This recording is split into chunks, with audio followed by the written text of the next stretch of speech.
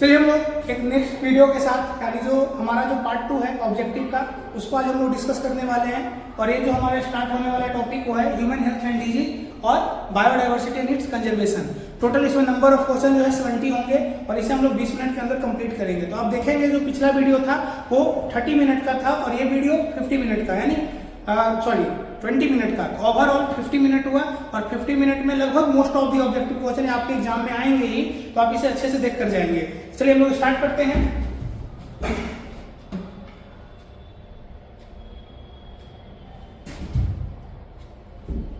Next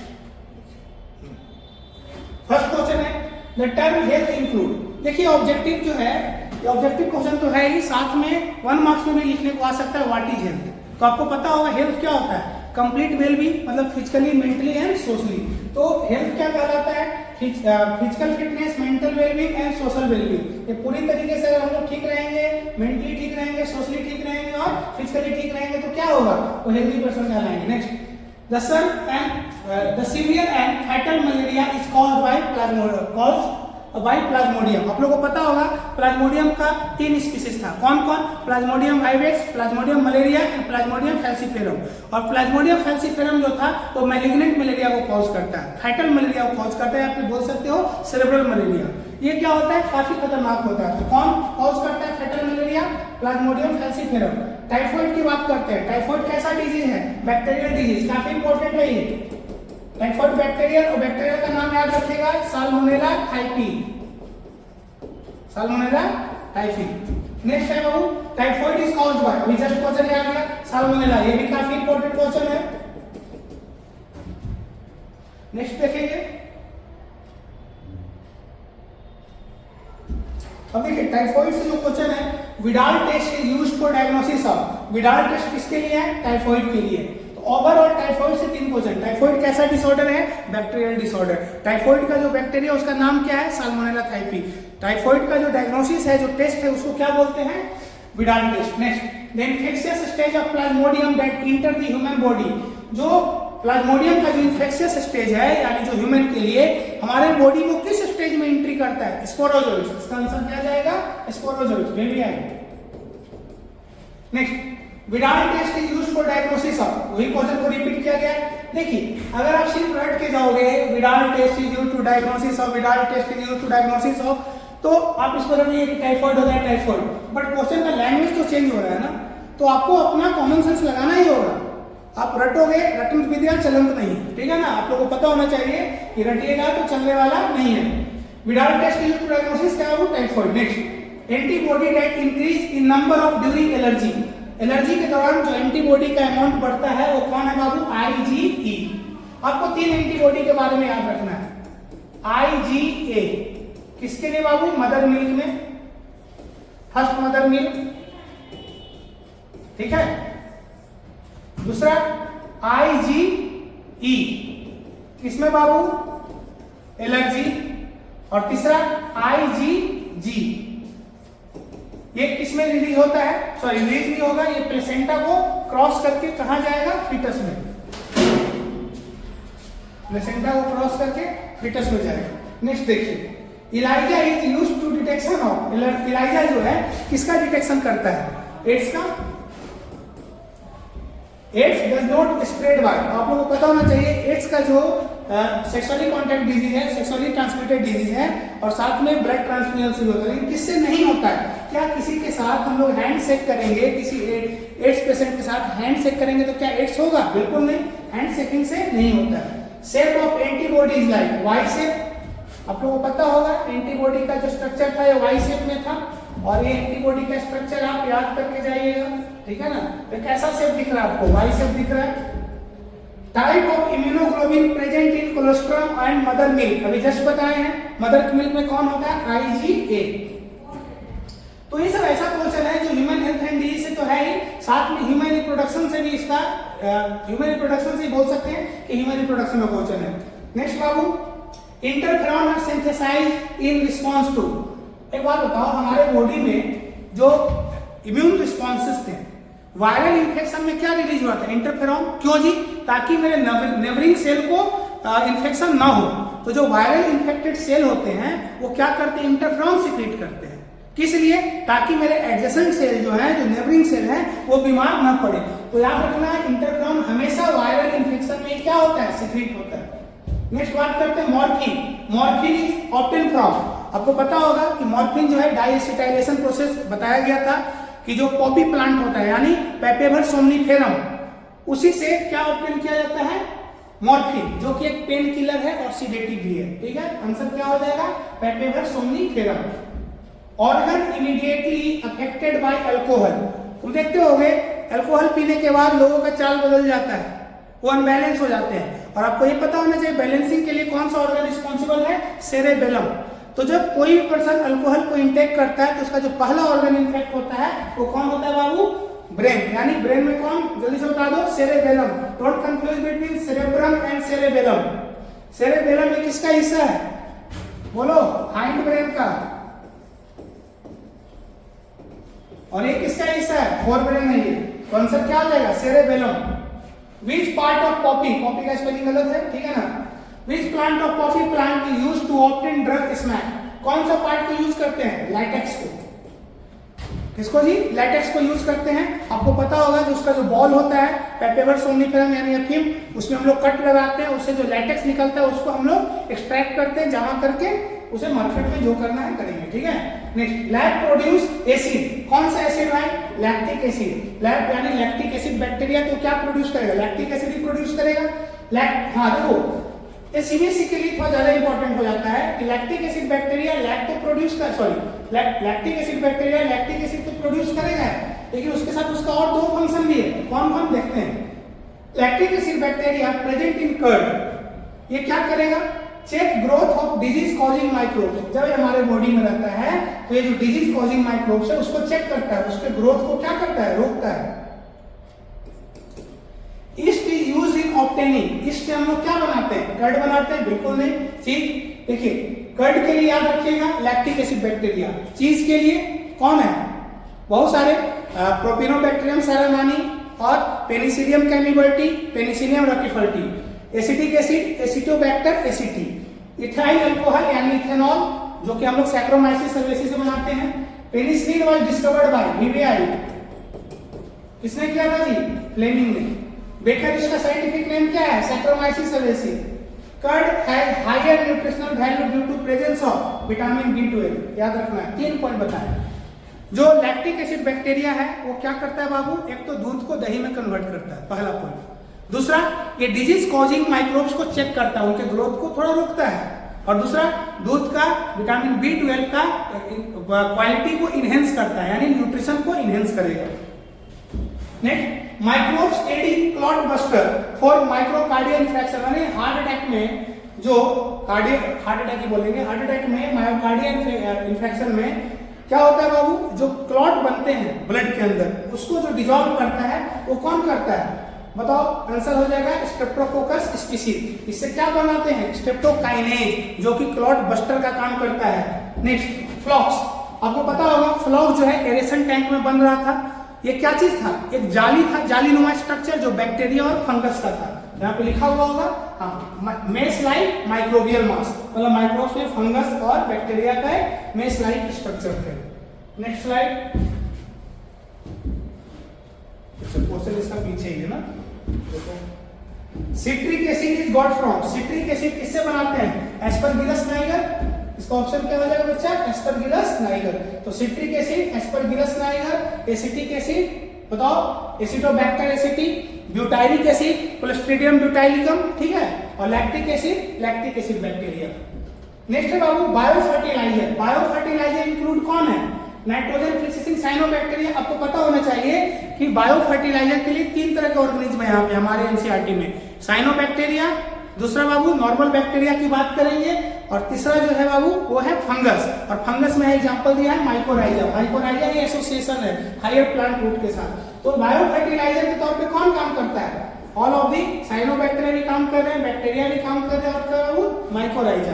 और आपको पता होना चाहिए कि बायो फर्टिलाइजर किसको कहते हैं, organism which enhance the nutrition of the soil या फिर फर्टिलिटी ऑफ द सॉइल। जो बोल सकते हैं वैसे ऑर्गेनिज्म जो सॉइल के फर्टिलिटी को इंक्रीज करते हैं वो क्या कहलाते हैं? Biofertiliser. Next, mycorrhiza is used by plant in, mycorrhiza जो है यूज किया जाता है किस लिए? Synthesis of food, obtaining nutrients from soil, increasing soil fertility. देखो यहां बोल सकते हैं कि इंक्रीजिंग सॉइल फर्टिलिटी भी हो सकता है, ऑब्टेनिंग न्यूट्रिएंट्स फ्रॉम सॉइल। हाँ बिल्कुल सही है। ये क्या करता है कि हायर प्लांट के रूट में एसोसिएशन रहता है और ये सॉइल से न्यूट्रिएंट एब्जॉर्ब करके मेनली फास्फोरस और प्लांट को प्रोवाइड करता है, obtaining nutrient from soil. Next, technology for gobar gas plant was developed by, किसके द्वारा डिस्कवर किया गया है? IARI, Indian Agriculture Research Institute, और दूसरा क्या है? खादी विलेज कौन क्या चाहिए सब कमीशन ध्यान में नहीं आ रहा है, खादी विलेज आई थिंक मेरे हिसाब से इंडियन, जो भी है इसको देख लेना, ध्यान में नहीं दे। An example of mycorrhiza is, mycorrhiza का एग्जांपल कौन है बाबू? ग्लोमस है।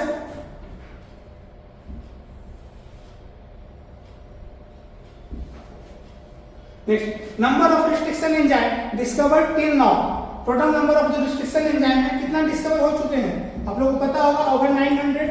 A tumor inducing plasmid, TI plasmid is obtained from, TI plasmid किससे obtain किया गया था? Agrobacterium tulipansin, ये क्या है? नेचुरल प्लांट जेनेटिक इंजीनियर है।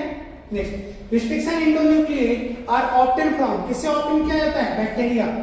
ये थोड़ा सा इंपॉर्टेंट है ना, ये भी है, ये भी BBI है।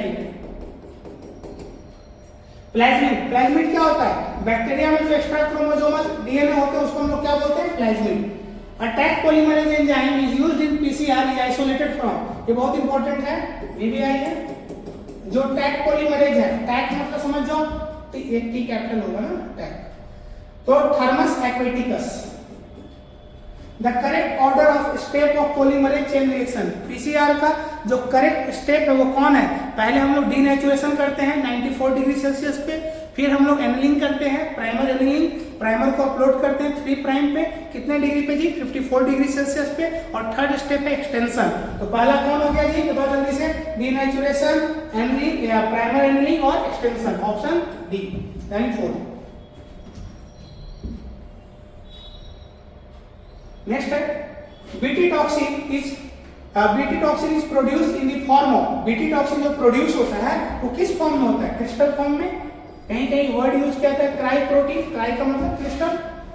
The trigger for activation of toxin of bacillus thuringiensis, एक बात बताना, जो टॉक्सिन निकला था बीटी में, बैसिलस thuringiensis में, वो क्या था? इनएक्टिव फॉर्म में था।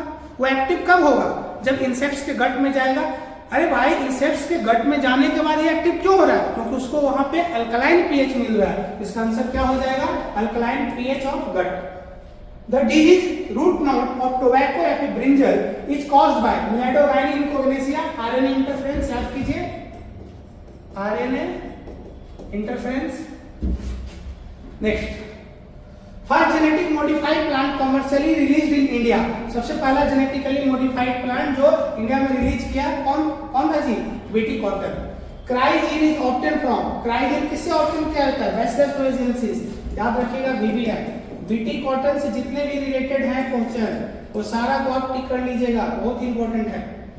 Number of recombinant therapeutics approval for human use world wide, total लगभग 30 थेराप्यूटिक्स बायोटेक्नोलॉजी के द्वारा मेडिसिन बनाए गए हैं पूरे वर्ल्ड वाइड में। एनसीईआरटी का अब ज्यादा होगा बट एनसीईआरटी में 30 ही लिखा हुआ है, जिसमें से इंडिया में कितना है जी? बताओ, मार्केट इन इंडिया कितना है? 12। तो ये भी याद रखना है कि टोटल वर्ल्ड में 30 हैं थेराप्यूटिक्स और इंडिया में कितने हैं? 12। इंडिया में उसको अप्रूवल के लिए कितने को अप्रूवल मिला है? 12 को। नेक्स्ट, इली कंपनी जो है कहाँ का कंपनी है? बताओ, अमेरिका। GAC, इसका हम बोले हैं कि इसको आप याद रख के जाइएगा, genetically engineer approval committee. ADA, इसको भी हम बोले थे, ADA भी ध्यान में रखना, एडिनोसिन डीएमाइनेज, जो किसका डिफिशियंसी, कौन सा डिजीज? SCID, skid. ठीक है। Maximum number of existing transgenic animal are, ये अलग अलग होगा, स्पेस थोड़ी है। कौन है जी? माइस। लास्ट स्लाइड है हमारा।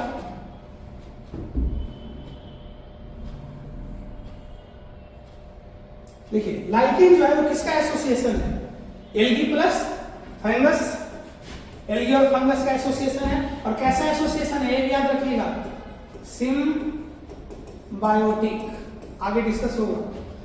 Which of the following is provided to plant by fungus present in mycorrhiza? एक बात बताओ, which of the following nutrient होना चाहिए बीच में ना, कौन सा न्यूट्रिएंट प्रोवाइड होता है माइकोराइजा में? अभी जस्ट पहले डिस्कशन किया गया था, फॉस्फेट यानी फास्फोरस की बात की जा रही है।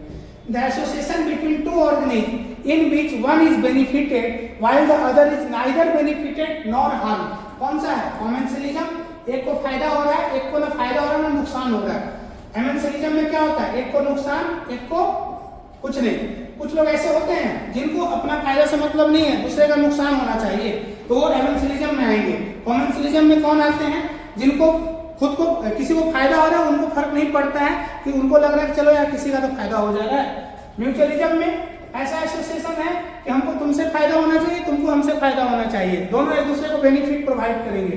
और कुछ तो ऐसे होते हैं जो दूसरे का खून चूसने वाले होते हैं, मतलब एक को फायदा एक को नुकसान।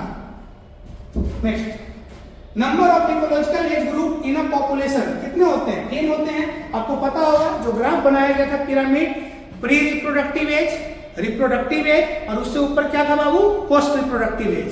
तो 3 होते हैं। A cuckoo laying egg in the nest of other species of bird in an example of, जो कोयल कौवे के घोंसले में अंडा दे रही है, किसका एग्जांपल है? Brood parasitism. काफी इंपॉर्टेंट है आंसर,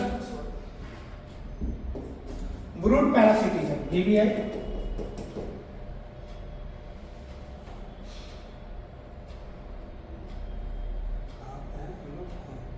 ब्रूड पैरासिटिज्म। नेक्स्ट है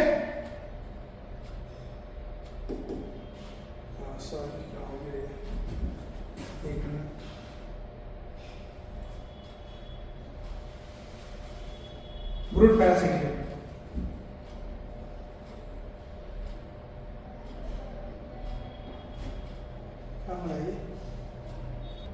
next, the relation between algae and fungus या फिर फंजाई इज लाइक एक ऐसा रिलेशनशिप है, बताओ? म्यूचुअलिज्म। म्यूचुअलिज्म में क्या होता है? तुम हमको फायदा पहुंचाओ, हम तुमको फायदा पहुंचाएंगे, ठीक है ना? नेक्स्ट है association between entomophilous flower and pollinating agent, मतलब जो इंटेमोफिली का मतलब क्या हो गया? जो इंसेक्ट्स के द्वारा पॉलिनेशन, इंसेक्ट्स को क्या फायदा हो रहा है? नेक्टर मिल रहा है, और प्लांट को क्या फायदा हो रहा है? पॉलिनेशन, यानी दोनों को फायदा हो रहा है। तो एग्जांपल है म्यूचुअलिज्म का। Next, the formula of exponentially population growth is, देखिए एक्सपोनेंशियली जो ग्रोथ कर रहा है इसका ग्राफ कैसा बनेगा? जे शेप, और जे शेप के लिए क्या होता है? dn/dt इक्वल टू rn, ये कौन सा हो जाएगा? Second option. नेक्स्ट देखिए, नेचुरल इकोसिस्टम, इसमें से कौन सा इकोसिस्टम नेचुरली है? ग्रासलैंड, ये हम लोगों ने नहीं बनाया है। Vertical distribution of species in an ecosystem is called stratification, ये भी इंपॉर्टेंट है और ये भी इंपॉर्टेंट है। The net annual primary productivity of biosphere, biosphere का एनुअल प्राइमरी प्रोडक्टिविटी कितना है? तो 170 billion ton. Part of sunlight which is photosynthetically active is called, इसमें हाँ 50%, इसको हम लोग बोलते हैं पार। टोटल पार का अमाउंट कितना होता है? 50% होता है, उसमें से यूज कितना होगा? तो 2 टू लेकर के 10%। Next, an inverted pyramid of biomass can be found in which ecosystem, देखिए बायोमास का इन्वर्टेड पिरामिड किसमें देखने को मिलेगा? तो मराइन जो होते हैं उनमें बायोमास का जो पिरामिड होता है वो इन्वर्टेड देखने को मिलता है।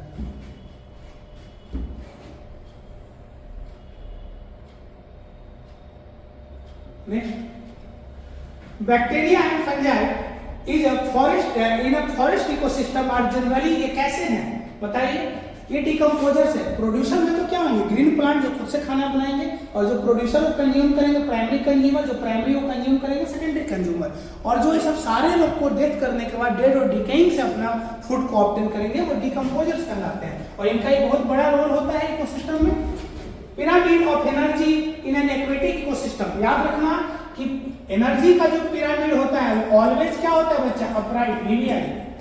जो बोल रहे हैं ध्यान से सुन लेना, और उसके बाद एग्जाम देकर आओगे तो बताना ये चीज कि जो पिरामिड ऑफ एनर्जी जो होते हैं वो हमेशा क्या होते हैं? अपराइट होते हैं। Next, decomposer belong to, decomposer किससे बिलोंग करेंगे? Bacteria and fungi. तो जो बैक्टीरिया और फंजाई हैं वो किससे बिलोंग करते हैं? डिकम्पोजर से।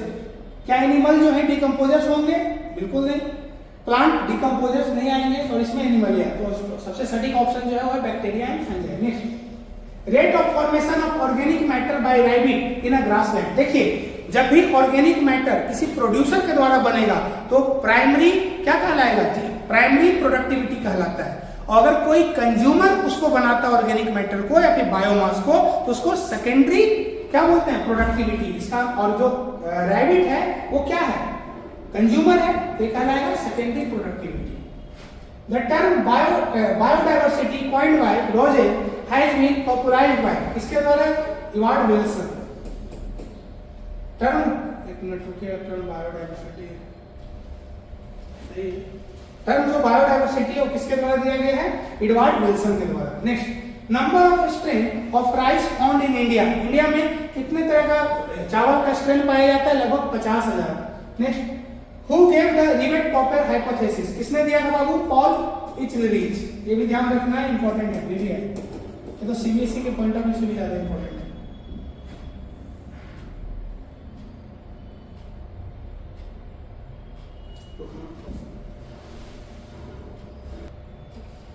तो जो रिवेट पॉपर हाइपोथेसिस था वो किसने दिया था, पॉल इचलरीच ने दिया था।